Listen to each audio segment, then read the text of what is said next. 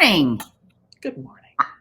I'm Ann Rossley. I'm here with my good friend and colleague, Kyle Harvey. We do Monday morning coffee with Kyle and Ann because we both sell real estate in downtown Chicago with Baird Warner, and we love talking turkey. So today is the last show of 2021. We're going on holiday for a couple weeks after this, but today we want to bring you an update with what's going on in the lending world. Most buyers need to get loans, want to get loans. Money is so cheap these days. So we're bringing in an expert to answer your questions. If you have any questions live, feel free to put them in the chat or message us and we will answer them. Right, Kyle? Absolutely. But first, let's talk stats. What have we got to tell our peeps about 2021? Yeah, so the numbers I'm sharing today are those through. Hello. Those are our plans for this evening. Oh, whoops. Didn't mean to share that. Let's remove that. Let's try that one more time. I haven't done that in a long time. Have I? It's been a while. But what was funny was window. There we go. What was funny was I was looking at the screen. Okay. All right. Today, we're looking at Chicago lakefront communities. Those are the communities that go up from South Loop up to Edgewater, including those immediately west. That's our primary market area. Let's talk single-family home prices. Single-family homes for the entire map that you just saw. Look at that. Median 1,170,000. That is up 11.4% versus November of last year. But if you look at it in terms of 10 years, the median sales price, up 55.8%. We should have owned 10 of them, Kyle. Oh my God. Okay, so then the question is, how much do they cost per square foot? Median sales price is $353 to get a single family home versus $251 10 years ago. Up over $100. Yeah. Wow. 40%. Wow. All right, let's look at year-to-date home sales. January through November this year, there have been 1,520 single-family homes that have closed within that map, compared to same time frame 1,085. Again, 40% increase. And you can see how it was basically flat 19 to 20, and then the huge. And this is just the lakefront area, the ones that you showed. It's amazing. Yep. Absolutely right.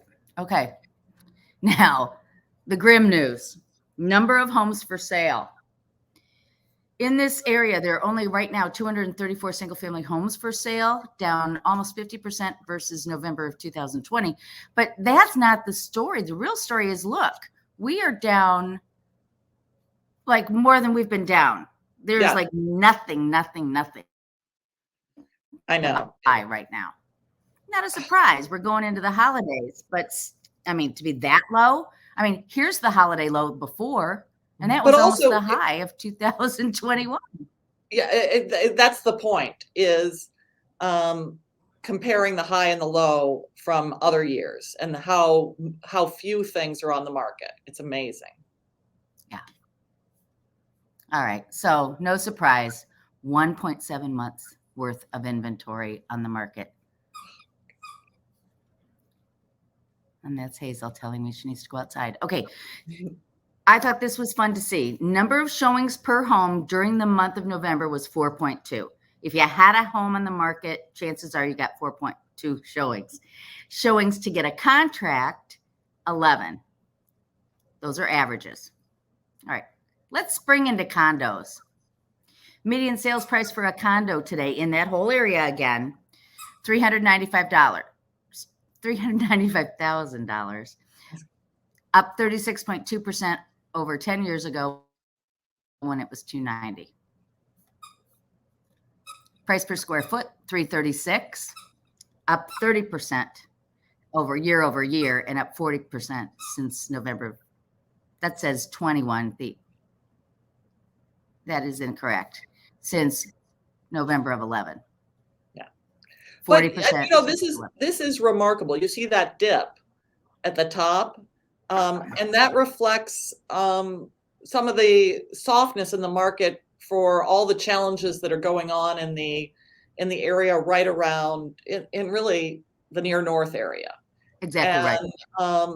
And yet still look how high it is and climbing. Yeah. We had the little dip, but it's come back and continues to go. All right. So what happened with condo sales? Year to date, 13,670 units have closed versus 9,200 last year. So we're up 48.3% in terms of number of units closed. Now, not down as much as single family homes, but the 3,492 condos that are currently on the market, down 39% versus previous year. Still not as low as sometimes. Still slow. Mm-hmm. So Wow. 2.9 months supply of condos now. Okay, the average condo in November got 3.6 showings. And just like single family homes, it takes 11 showings on average to acquire a contract. So that's it. Well, that's really, that's a great thing for sellers. Great news for sellers. In 2021, they had a great year. Buyers were often really frustrated. Multiple offers abounded. I mean, again, great for sellers. And so one of the things that we're going to do today is talk to John Kambs, who is a mortgage lender or broker who helps buyers be successful in having the winning bid. And so shall we go right to John? Yeah, let's invite John to the chat room. So everybody, this is John Kambs with the Kambs Group of Compass Mortgage. John has over 20 years experience as a mortgage banker and is the team lead of the Kambs Jennings Group of Compass Mortgage. And Compass Mortgage is not that Compass. It's a Compass Mortgage. It's just its name. Yes, we have no affiliation with Compass Realty. I answer that question 3 or 4 times a day. So no affiliation. We've been around since '99. We were when you have an 8-year-old, they come in right at the beginning of the presentation. So, we've been around since '99. We have no affiliation with Compass Realty, but we do share a name. So, got that answered. But 20 years I've been. I'm the team lead. I run a team of about 5 people, and love this business and love the numbers. Great job, Ann, and crazy market we're in for sure. Yeah, absolutely. Yeah. So, one of the things that I've been finding in showing buyers the sort of the near western suburbs, Western Cook County, is multiple offer situations and how frustrating that can be. I've just got a text. So what do you guys, can a mortgage banker be of help in a multiple offer situation? Yeah, well, there's a couple of ways. I would say that first and foremost, having a present mortgage banker that's going to actually be able to answer the phone on the weekend, make a call to a listing agent and say, hey, I checked all the, Kyle applied, she checks all the boxes, she's a rock solid offer. Somebody who, Compass Mortgage, we're the best of both worlds. We're a broker and a lender. So I would say 95% of the mortgages we do, we actually lend on. We ultimately will sell those mortgages and to Chase, PNC, whoever it may be. We're not going to be the servicer, but up front and during the process, we control everything. So we underwrite, we do we don't technically do the appraisal, but we have a management company that we own that does the appraisal. So we really control everything. We can close fast. We do have a program called our Get Committed program. And what that will do is if you're ahead of the game, which, the standard way of doing a mortgage or buying a home is you get a pre-approval. Mm-hmm. And a pre-approval is really, there's a saying, I'm sure you guys have heard, a pre-approval is not really worth the paper it's printed on.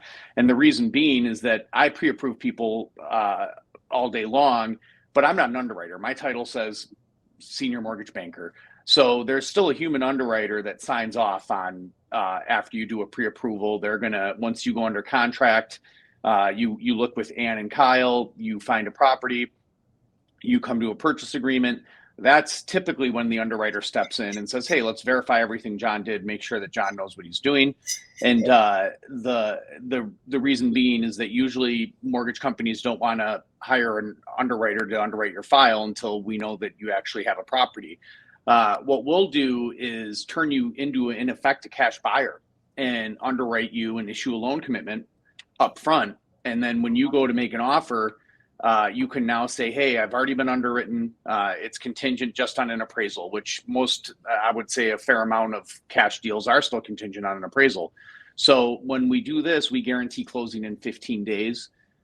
So in effect, one could argue you're better than cash. I mean, I've seen deals die that were cash deals because market changed and all of a sudden the buyer doesn't have the cash anymore. Compass Mortgage, you don't have to worry about us not having the cash. So, and it also for deals that are tougher or people that have maybe some skeletons in the closet that in underwriting, we can catch those up front. But yeah, I would say working with me and my team is really just all about giving you the advantage of having somebody to call and getting this get committed offer, starting ahead of the game versus, you know, if you walk in with a loan commitment and saying Compass Mortgage already underwrote me, all I need to do is get an appraisal and Compass Mortgage guarantees closing in 15 days, and you're against 10 other people that just have your standard pre-approval letter that says, oh, well, I still got to go through underwriting. It's going to be 30 days for us to close. It can definitely give you a leg up. And there's really no catch to when I tell people about this, it's usually like, well, what's the catch, right? There's got to be a catch. There's really no catch. The catch is that you just got to start here and now. And I would say a lot of buyers, when they get the warm and fuzzies of buying a place, it gets a little scary when it's like, oh, well, this is real. You need to get me, we're going to submit you to underwriting. But it can definitely give you a leg up, and working with a mortgage banker that can do those things for you will help you to compete in a cash offer situation. Oh, cool. Terrific. So tell us where mortgage rates are today. Yeah, so mortgage rates right now have gone. They've been a wild roller coaster ride, but right now I would say you're looking. I mean, in the grand scheme of things, I remember in 2012 they got to this level, which is right around, I would say, 3 to 3.5, depending on a myriad of factors. But in 2012, when they got this low, it was very short-lived. It was like for a month, and then they shot up. So they're the highest they've been in about, like, call it, I wouldn't say the highest, but close to the highest they've been since the pandemic, where they went all the way down to like 2.25, 2.5. But in the grand scheme of things, from a 30-year perspective, they're still near historic lows. And I think that speaks to why you see what's going on in the market. You see that as Ann showcased, there's no inventory, the lowest inventories of all time.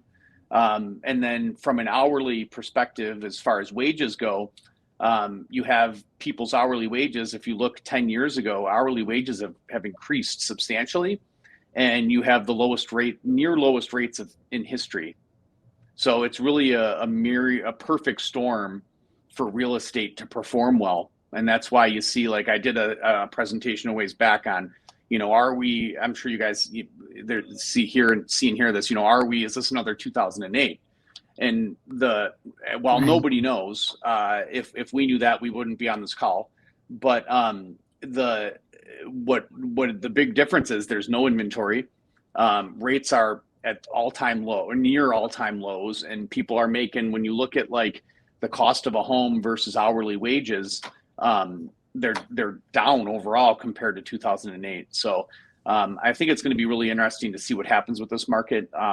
So that's where I would say for a 30-year fixed, 3 to 3.5, and then for a 15-year fixed, rule of thumb is going to be 0.5 point lower than that. So 2.5 to 3, and obviously depending on credit, income, and assets. The lower your credit, income, and assets are, the higher the rate. Good rule of thumb. Okay. At what rate would you say somebody should refinance then? Let's say somebody's holding on to a home and they're considering refinancing. I mean, if they Yeah. have a current rate of 3.5, it wouldn't make sense. But at what rate do you say it does? Well, it depends. I think that the $1 million question is how much are you paying to do it?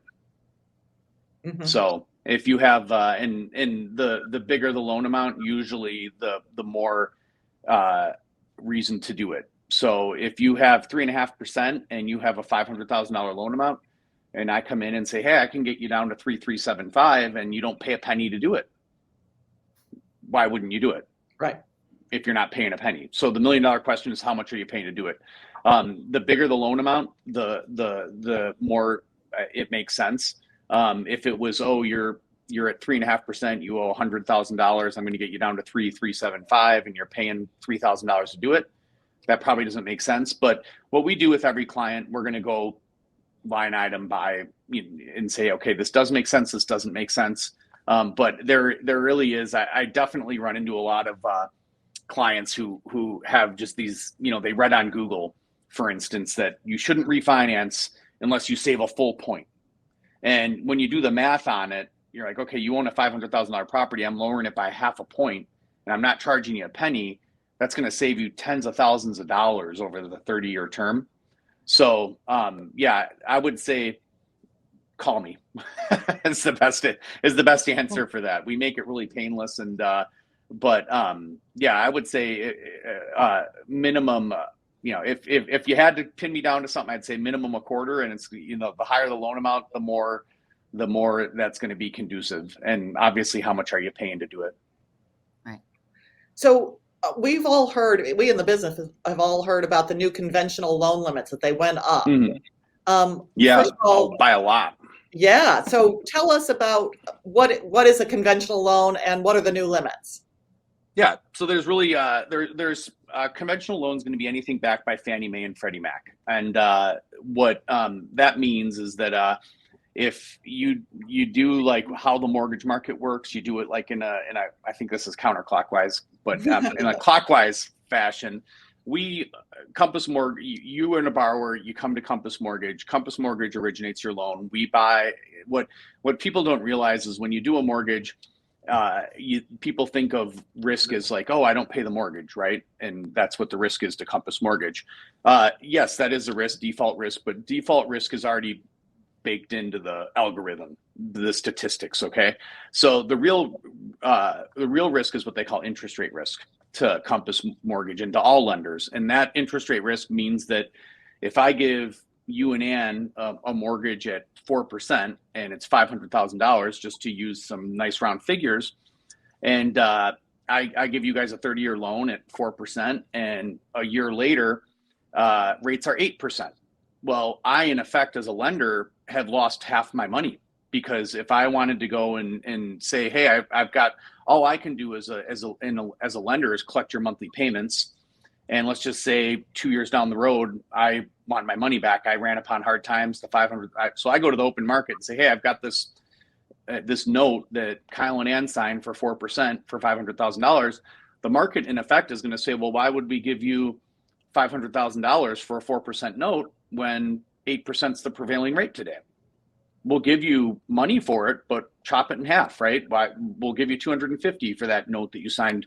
So that's really the risk that is associated with mortgages and really all lending, is the interest rate risk. And when you look at it from billions and billions of dollars, it can, when you're lending billions and billions of dollars, a hit that something that of that proportion can put a company out of business. So enter the secondary market, Fannie Mae, Freddie Mac. Okay. So you come to Compass Mortgage, or borrower comes to Compass Mortgage funds your loan. And it's hot potato is really what happens in the market. It's like, okay, we've got this interest rate, we got this 4% interest rate, $500,000 mortgage. We need to get rid of it before we take a hit on interest rates, go up, down, whatever. We sell it to Fannie, or we sell it to Chase, PNC, Wells Fargo. Wells Fargo takes it. Wells Fargo is the servicer. They basically take your payments. They write you a nasty note if you don't make the payment. Good metaphor is they're the building manager of your apartment building. They don't actually own your building, but they take out the garbage. They pay all the bills. They manage your escrow account. They send you a monthly statement. But what do? Hot potato. They sell it to Fannie Mae, Freddie Mac. Fannie Mae, Freddie Mac takes your loan. It's what they call securitization. They sell it to Wall Street. Wall Street turns around. Ironically, where do they sell it? They sell it back to the borrower. So the same people borrowing are the same people lending. And what happens is the mitigation of risk. So this interest rate risk is now mitigated to the whole public versus any one lender, John or whoever it be, taking the full $500,000 interest rate risk. So any loan that's backed by Fannie Mae, Freddie Mac, and Ginnie Mae is the other servicer that's also known as FHA. And that's going to be a conventional / government loan. And the whole point of those loans is that there's more buyers for them. They tend to be more round peg, round hole. If you got a weird situation, then you don't qualify. But from an interest rate and terms perspective, since there are so many buyers and they're easy to get rid of, and the interest rate risk and default risk can be mitigated to the whole general public, they tend to have the best terms. So long explanation, but hopefully that helps. And so conventional loans prior to 2021, and I think this also speaks to the market and how well it's performed, is that because they calculate this based on the average appreciation of the average home.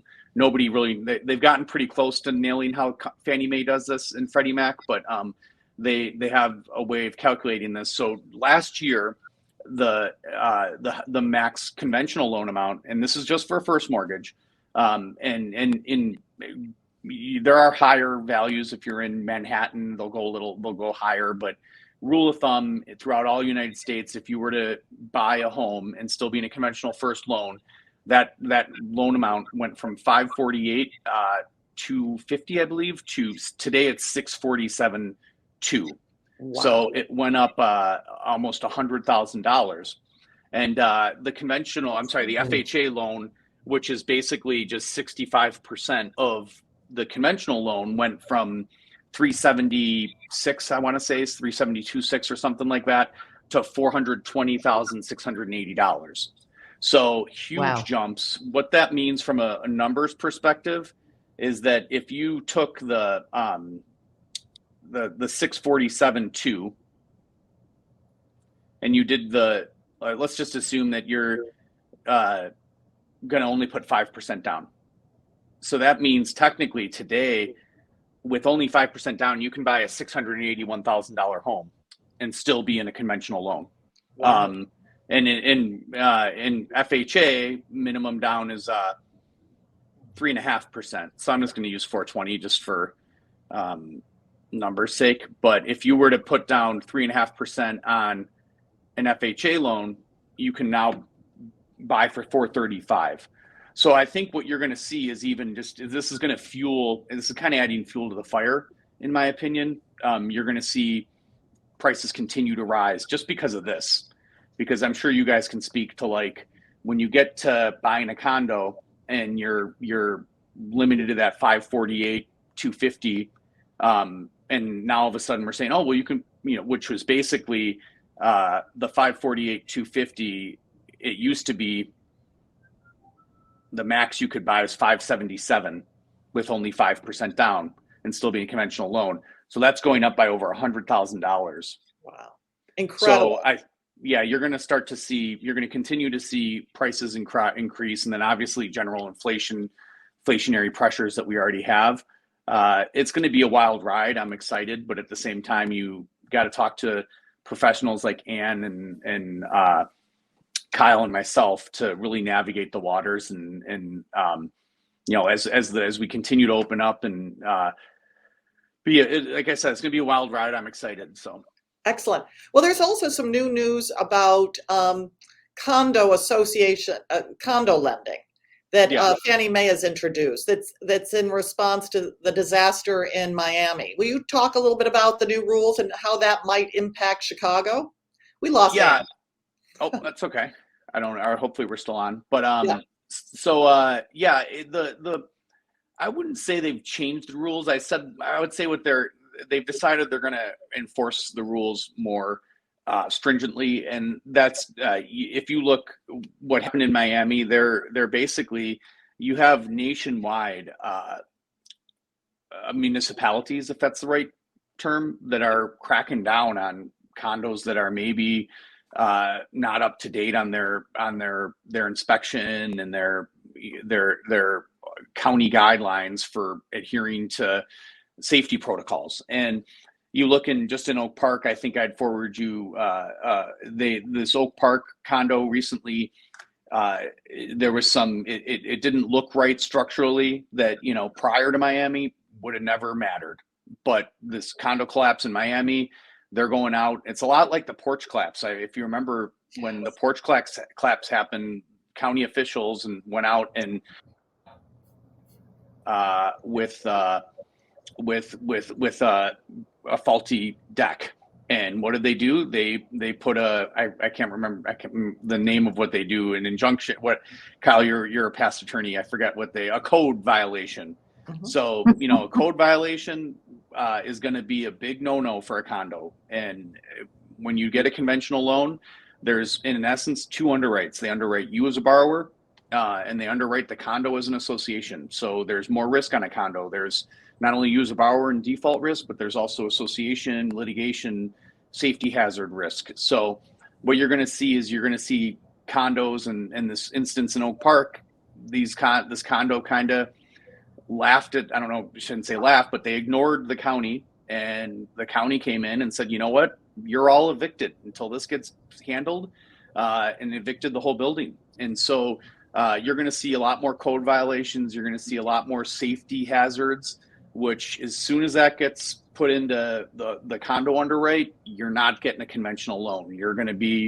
You now have to go to something that's not securitized by Fannie Mae and Freddie Mac. It has to go straight from a servicer to Wall Street, which is going to mean higher down payments, typically higher interest rates, potentially just can't get the deal done at all.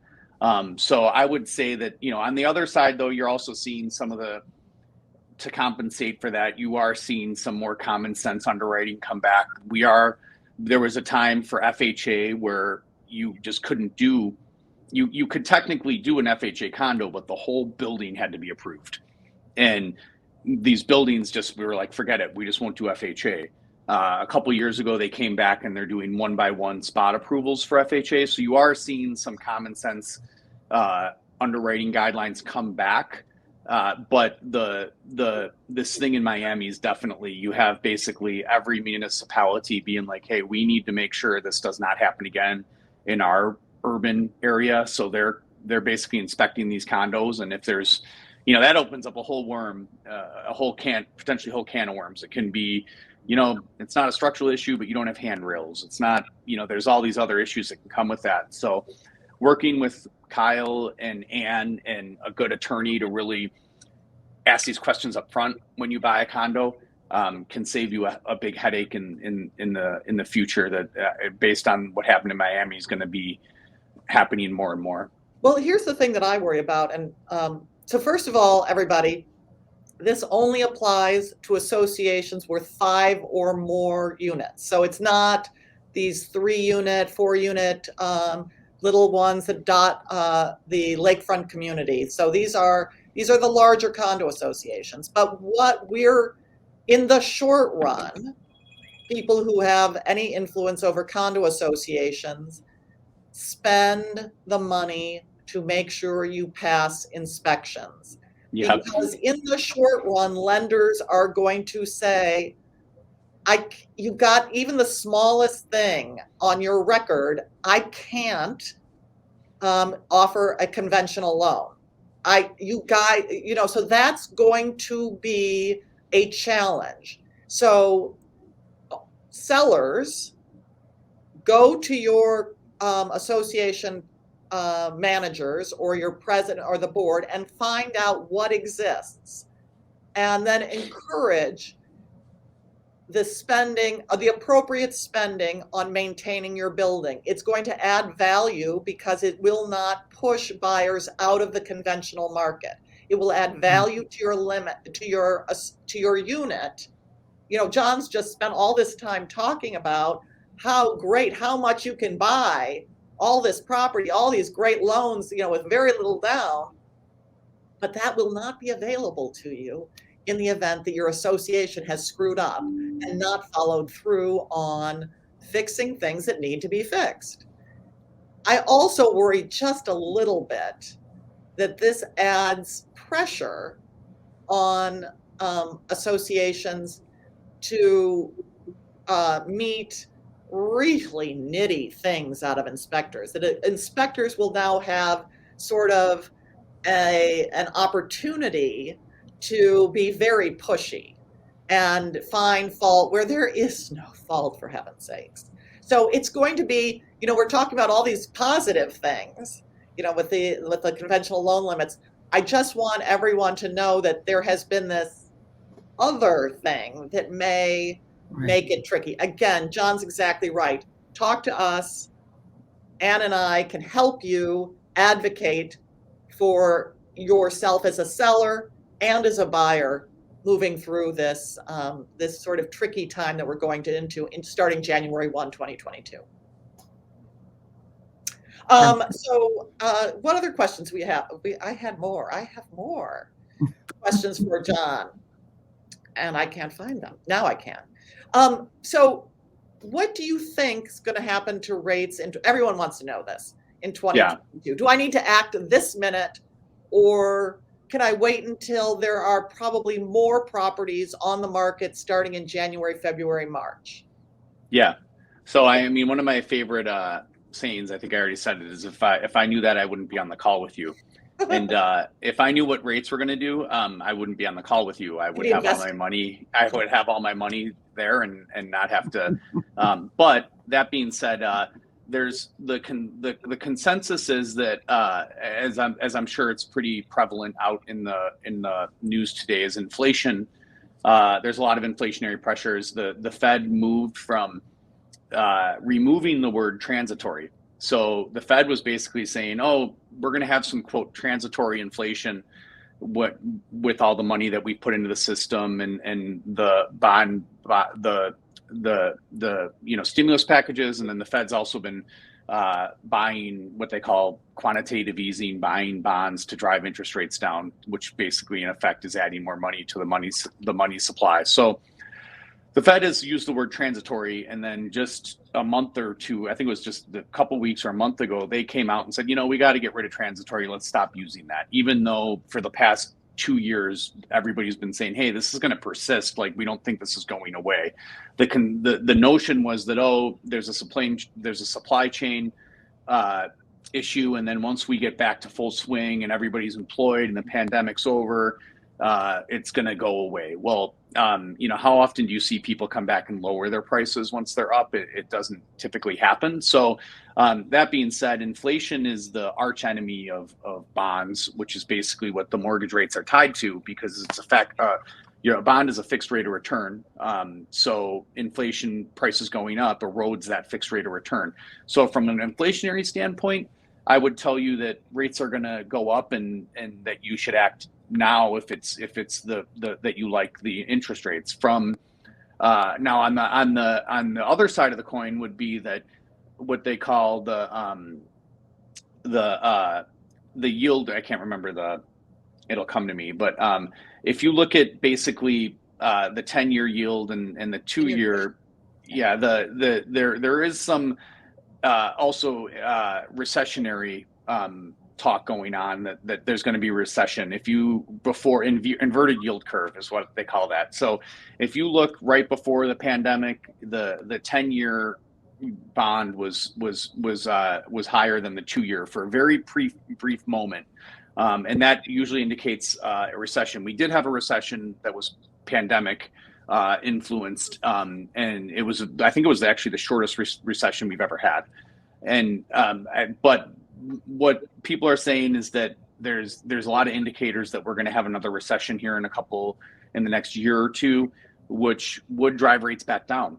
But the thing I view is when it comes to mortgage interest rates, you as a consumer, you get the best of both worlds. If I'm right and interest rates go up and you buy today, then you're a genius. You know, you bought in when you were at 3%, and you get to keep that for 30 years. And rates went way higher. And like I explained earlier, if rates went way higher, the person who lent you the money took a bath, which is the general public, and you're a genius. Now, on the other side of the coin, if you were wrong and rates went down as a consumer, well, you get to refinance. Yeah. So you don't have to keep the 3.25% you got today. And 2 years down the road, when rates are 2%, I'll be calling you saying, "Hey, Kyle, and let's refinance the mortgage, right? Put it back onto the public." Like the public and this is why the mortgage market exists. This is why Fannie and Freddie Mac had to be brought in to provide liquidity, because you know the public and the investors on these kind of don't win, right? It's like, well, if interest rates go up, we lose, and if interest rates go down, everybody refinances out of it. So, but yeah, I would say that the cost of waiting usually, like, even if you look, and I say, like, when you look at it from the perspective of, I don't know, and I can't tell you, I don't, if I knew that, I wouldn't be on the phone. From a long-term investment perspective, if you buy for 10 years, that's what I tell people is usually when you buy, it should be a 10-year program or a 10-year plan. And if 5 years down the road, we have a market like we had this year and the last 2 years, and you sell at a big gain, then God bless you, take it. But if we have a 2008 again, which obviously nobody knows, then you can say, hey, I planned for 10 years, and 10 years typically can ride out any storm. So yeah, I would say that now is a great time to buy, and the interest rates from a historical standpoint are the lowest, near all-time lows, so you really can't go wrong. But again, if you are wrong, you get to refinance. John, thank you so much. I learned a ton today. Thank you for really joining helpful. us. Yeah, you're welcome. Thank you guys for having me. We've got to wrap up because we've gone long. Yay. Sorry, I tend to do No. that. I You get me talking about Great. mortgages, you guys. I can go to 11 if you want. Well, everybody, for all our viewers over the course of 2021, thank you so much for joining us. We love talking about real estate. And we will see you in 2022 with all of the news. It looks, as John said, it looks like it's going to be a wild ride. So have a wonderful holiday season. I hope everyone gets a chance to spend time with their friends and family. I'm going to do the same. Anne, it's been great working with you. Good year. Thanks, John, again. Thank you, guys. Happy New Year. Happy holidays. Goodbye, everybody. Bye-bye.